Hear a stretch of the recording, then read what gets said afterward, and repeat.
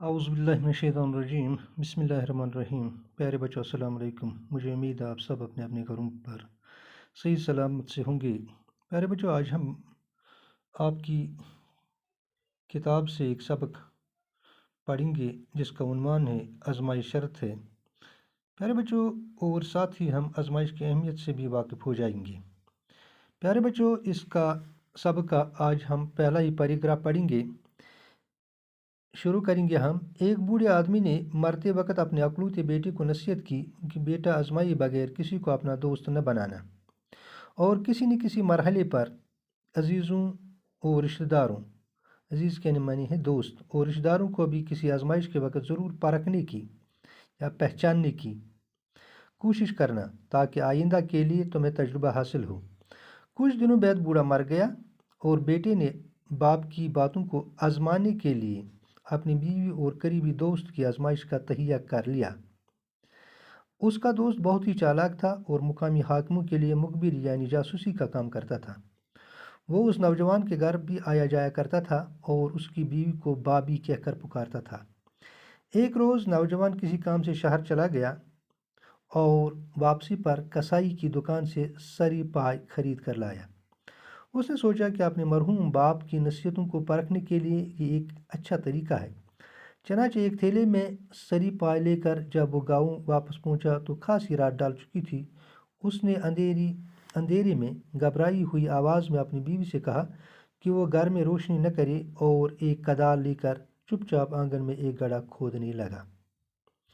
बीवी की हैरत को खौफ दहशत में तब्दील करते हुए उसने कहा कि मैंने अपने एक पुराने दुश्मन को कत्ल कर दिया है और उसकी खोपड़ी को इंतकामन अपने आंगन में दफन करना चाहता हूँ।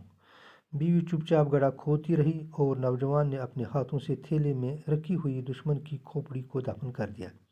इस काम से फारिग होकर नौजवान को गहरी नींद सो गया, लेकिन उसकी बीवी को खौफ के मारे सारी रात नींद न आ सकी।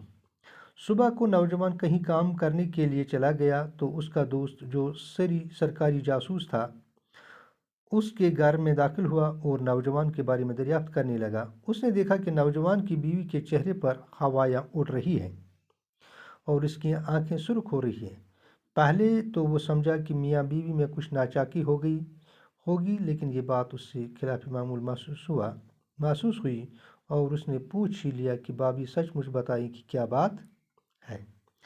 प्यारे बच्चों, हमें अपने हर काम में अपने दोस्तों की आजमाइश करनी चाहिए।